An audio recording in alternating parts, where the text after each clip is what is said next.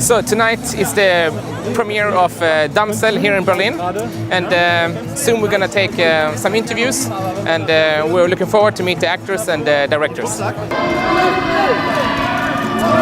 Yes, now we're here live from the red carpet, and Robert Pattinson and Mia's arriving now, so hopefully soon we're gonna speak to them. Thank you. Thanks for having me. You have been playing against the Robert Pattinson in this movie. Can you tell us how has it been? Yeah, it's great. He's such a lovely person, and we've worked together once before. So yeah, I was just saying it's so nice when you are able to work with somebody you already know. So, yeah. Have a good night. Okay, good night. Welcome to Berlin Film Festival. Oh, thank you.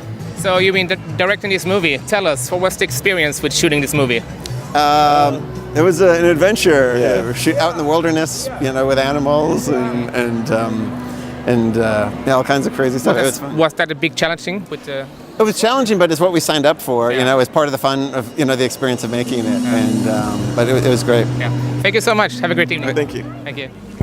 Now we're in the center of Berlin, and yesterday the movie Damsel had its premiere here in Berlin, and today we have a scheduled meeting to meet the film team behind the movie.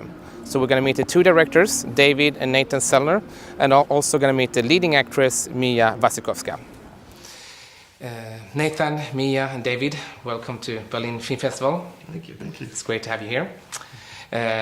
If we start with you, Nathan and David, it's a Western comedy. Where did it start? Where did you get your inspiration from this movie?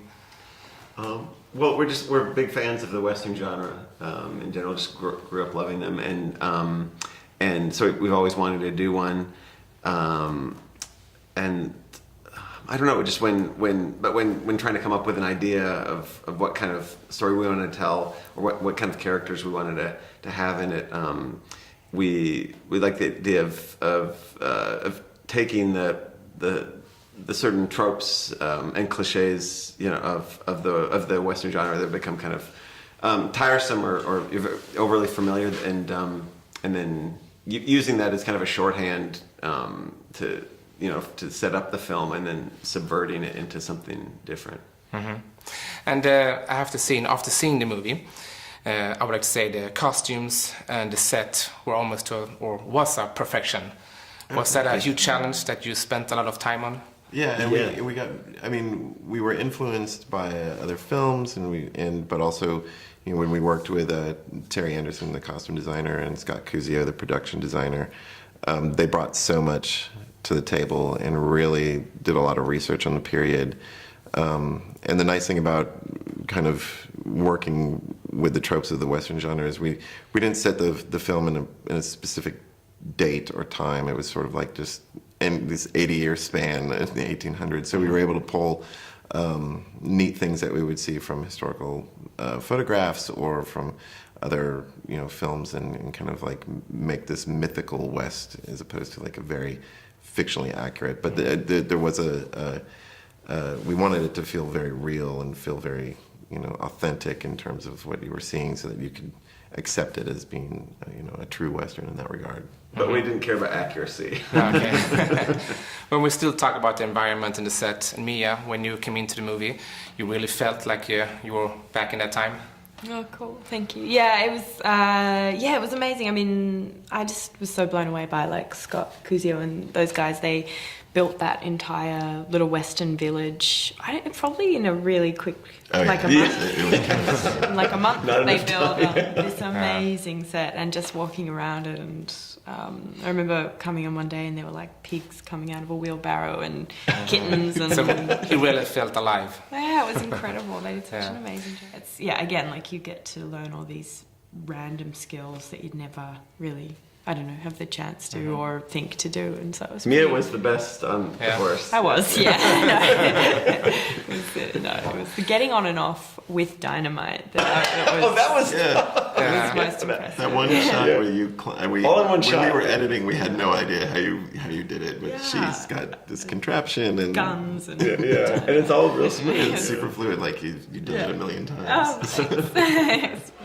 Yes, now we're standing here at the Film Palace, and it's the world premiere of Black 47. So now behind us we have the actors here. They are lining up to take us some pictures, and now we're gonna get some interviews.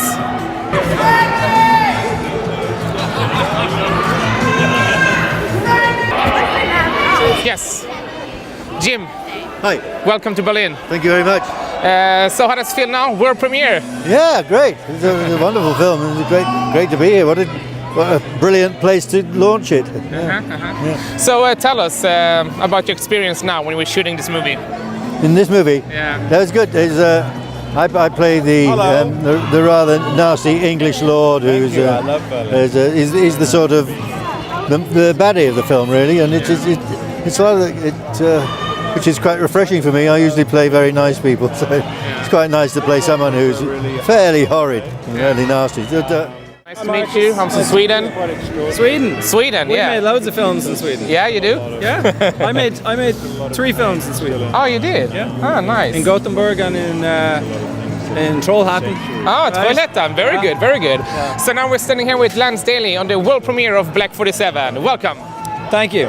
So tell us about now. How was it to direct this movie? Well, it was fun. You can see how many actors are in the film. There's a lot of people. So It looks like they're having fun. yeah, they're all here. We brought 8 cast with us. So yeah, they're great gang. Yeah. So tell us, were there some scenes we won't see in the movie, or that we were cutting off, or Well, were there too much material to choose between, or?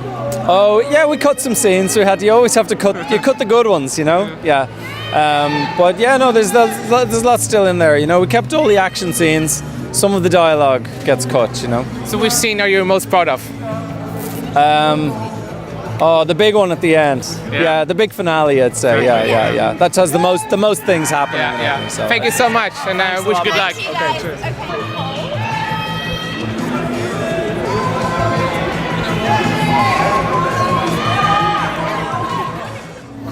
Now we're standing here in the Berlin Filmpalaz, and tonight the movie Eva has its premiere. So we're looking forward now to interview some of the actors.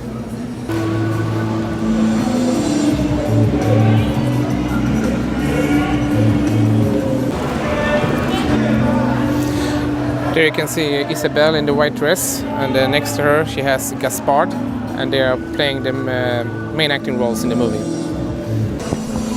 Gaspard, hi, nice to meet you. So now we're standing here with Gaspard in Berlin, and it's premiere tonight. Welcome. Thank you.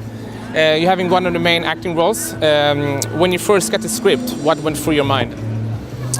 Actually, when Benoît Jacot, the director, came to me to talk about the project, he was in the process of writing the script. So I read the novel first because it's adapted from a novel by James Hadley Chase, and then it was also adapted by Joseph Losey with Jeanne Moreau. So I could watch the first film that was made as I was reading the Chase novel. I was really exciting because obviously it's a very complex and ambiguous character that I had to portray, and then I was really pleased with the script because I think Benoît managed to get this story elsewhere in a more modern version of it. Okay. Nice to hear, and I wish you a good night. Thank you very much. Thank you. Today I had a Swedish movie. It's first press screening, and the movie is The Real Estate. And now we're inside the press conference room, and we are looking forward to meet the team behind the movie. We're going to meet the leading actress, Leonor, and the directors behind this movie, Måns and Axel. So now we're looking forward to ask some questions.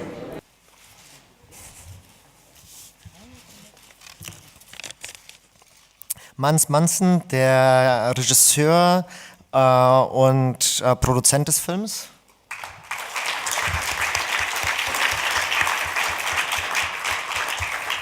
Der außerdem die Kamera gemacht hat.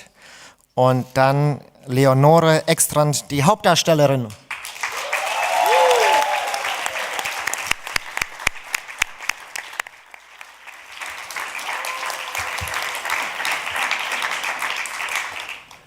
Yeah, I think originally we wanted to draw Leonor, and whatever that was originally was documentary. But as we went further into it, it was obvious that we wanted more and more and more and more, and it turned into more and more fiction.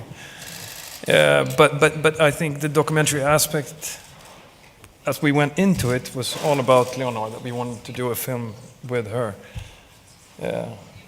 Maybe the doc part was partly housing and real estate.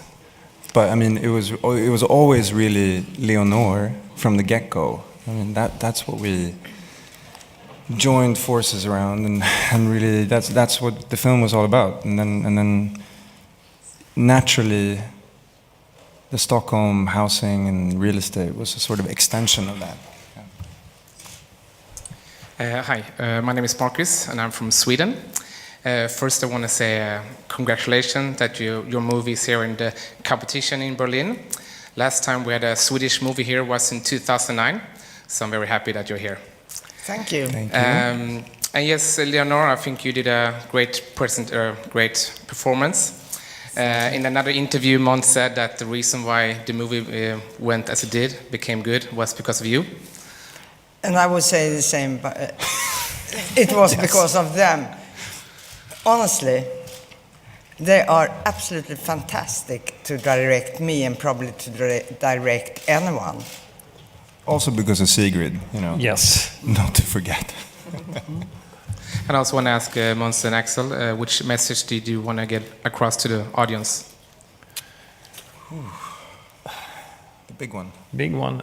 I mean, in terms of real estate, there is some real estate in it. I guess this character has to become even more brutal than that real estate business that she's surrounded by, and that can be a message in itself, I guess. Then there's.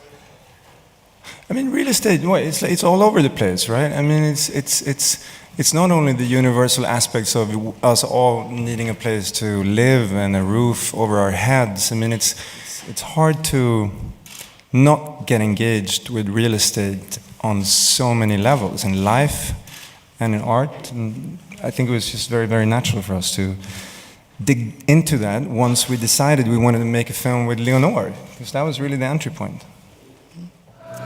Ja, då står vi här på Berlin filmpalats och bredvid mig här bakom mig nu har vi röda mattan.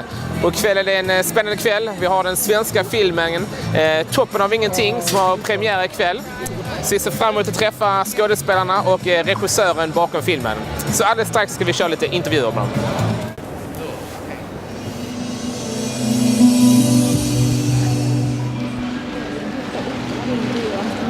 Berlin filmfestival och det är premiären nu här kväll av filmen. Ja, berätta. Det känns fullkomligt fantastiskt. Ja. Fullständigt egentligen obegripligt. Att det här lilla projektet kunde växa med den kraften som alla har besuttit. Ja. Framförallt de två regissörerna och Sigrid och The Leading Lady. Ja. Och berätta då, hur kom du in i projektet då, i filmen? Jag fick ett samtal för drygt 2 år sedan. Och Axel sa att vill du göra en trailer? Jag ska göra en fastighetsfilm. Jag kan inte betala dig någonting, men om vi får det här greenlightat så får du en roll i filmen. Ja, för fan, sa jag. Och så spelade vi in det här. Så ringde han efter ett par månader och sa att det är klart, vill du vara med? Det kommer vara lite ekivokt. Så frågade min fru, det kommer vara lite ekivokt, älskling. Hon skrek från köket, ja, kör! Vi kör. Exakt. Och på den vägen är det. Ja, men det är härligt att höra och kul att, som sagt, att det kom hela vägen till Berlin. Väldigt. Så nu håller vi tummarna för er. Stort tack. Tack mycket. Stort tack. Ja, ha det bra. Och då har vi kvällens stjärna, Leonore.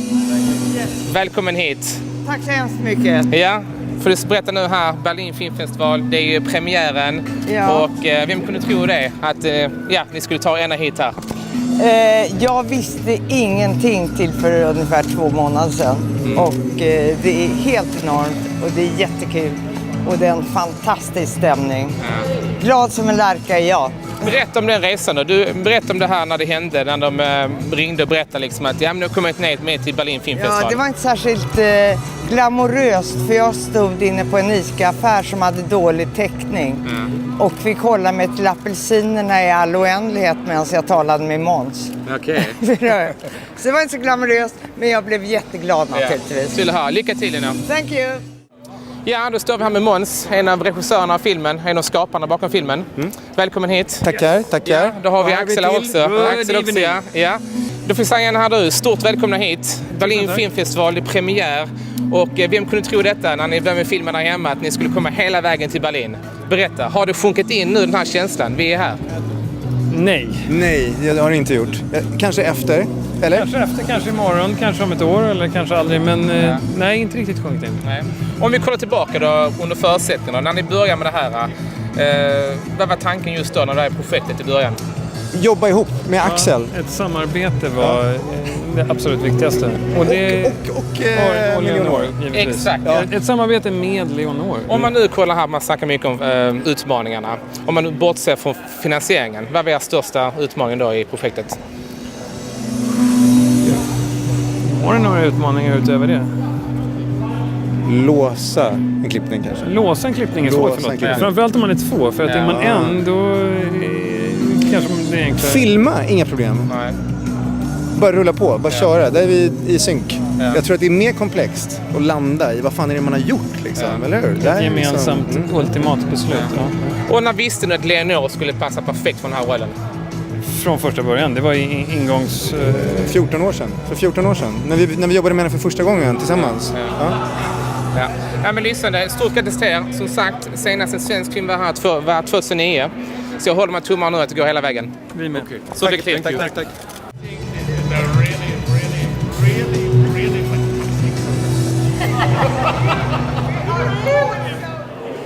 Yes, now we're inside the press conference room.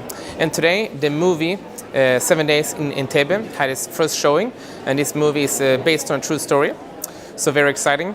And now we're gonna meet the team behind the movie and ask some questions.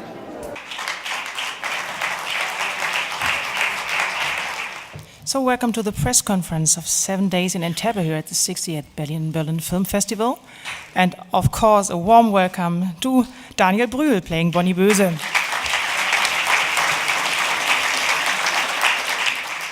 The actress who played Brigitte Kuhlmann, Rosamund Pike. Welcome.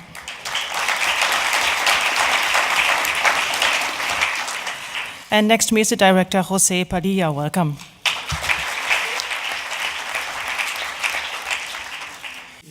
There's one on the left. Hi, my name is Marcus, work for Swedish television. My question goes to Daniel Brühl and Rosamund Pike. Since this movie was based on a true story, was it extra difficult for you or a big challenge for you to get it as right as possible since it happened in reality? I think in some ways there might have been more pressure on Eddie Marsan and Leo playing Rabin and Perez because there is so much more footage of them available. I mean, we know what Rabin was like, we know what Perez was like, what they looked like. There's actually a remarkable deficit of information on Brigitte Kuhlmann and Wilfried Böse.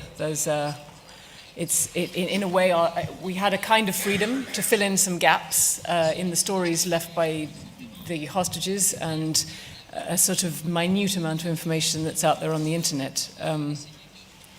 And, you know, the way José had envisaged the script, we had some freedom. And as I say, I think it's in the realm of doubt that we were able to create the characters. It's in the gaps between the account of the IDF soldiers and the account of the hostages, you know, whether the terrorists, the reason they didn't kill anyone is because they didn't have time or because they had a humanitarian impulse. You know, there's doubt, and doubt creates space for drama, I suppose. But that's an interesting point because that for me was a crucial moment in the film was he deliberately, you know, taking the decision of not killing the hostage? I had to make a choice as an actor. And so it was so important to have sources and eyewitnesses like Monsieur Lemoine next to me in saying he remembers that moment clearly, and for him, you know, Böse took this decision not to kill the hostages. So these kinds of information were absolutely crucial for me, you know. Yeah, and I think it was that moment when I spoke to Jacques for the first time 4 years ago, when he told me that story. That was the moment I knew we had a film. And so a couple of questions. Did you make a lot of research to make this film, because it's such effective in a different side, especially inside the Israeli government dialectics? Is a study of culture also, not? Right. Thanks. Well, first the research. When I I didn't originate this project. I received the screenplay that Kate Solomon and Tim Bevan sent to me. I read the screenplay. It was incredibly well-written script by Gregory Burke. And the screenplay from the beginning was telling two parallel stories. It was telling the story of the hijackers and the relationship with the hostages. It was also telling the story of the cabinet in Israel, in particular the fights between Rabin and Peres and the discussions whether to negotiate or not negotiate. So Kate had done an amazing amount of research. She had already interviewed hostages, and there was a book written by Professor Saul Davis, who also was very well researched. So I read the book. I went to London, I met Kate and Tim, and then I went to Israel with Kate. And in Israel, then, I did more research because I wanted to find out, whether the book was accurate or so on. And in Israel, I met a lot of people. I met some hostages that I spoke to. I met most of the people who were actually in the plane, the Israeli military, Sayrat Makal. I met Ehud Barak, who was Prime Minister of Israel. We spoke with him for 2 days. He was also part of the operation, and he was a very good friend of Yoni Netanyahu. In short, met Yuval Rabin. We talked to a lot of people to do the research of this movie. It was important to have facts accurately, especially because the official narrative of this, the standard narrative, is a military story. It's a story of a military feat. And in Greg's script, already there was a moment where Bose decides that his priority is not to kill the hostages, and he actually tells them, he tells Jacques Lemoyne, who is here, to lay down. And he points his weapon. So he decided not to make killing the hostages his priority. Now, this is not in the official narrative. So I had to check this out, and it's true. Yes, now we're standing here on the red carpet, and tonight is the movie 7 Days in Entebbe that has its premiere here. So we're very excited. Earlier this day we had a press conference with them. So now a couple hours later, so I'm gonna arrive here on the red carpet, and hopefully we're gonna speak to the director and some of the actors.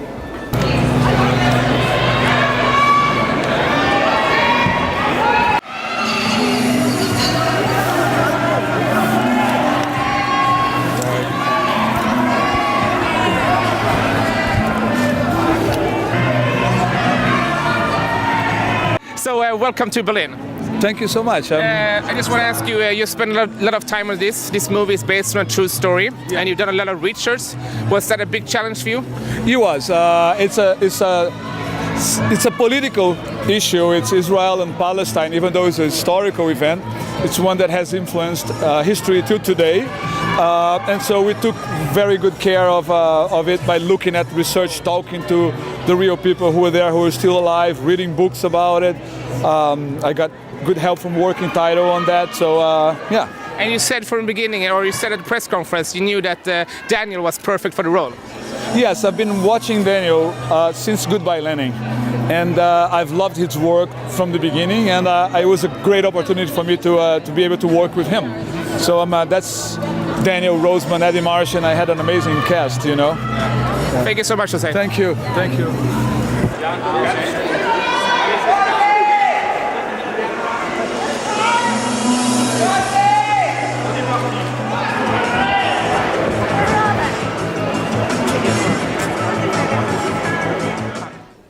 Now we're inside a press conference room, and today the movie Don't Worry, He Won't Get Far on Foot has its premiere. And very soon we're going to meet the leading actor, Joaquin Phoenix, and the team behind the movie.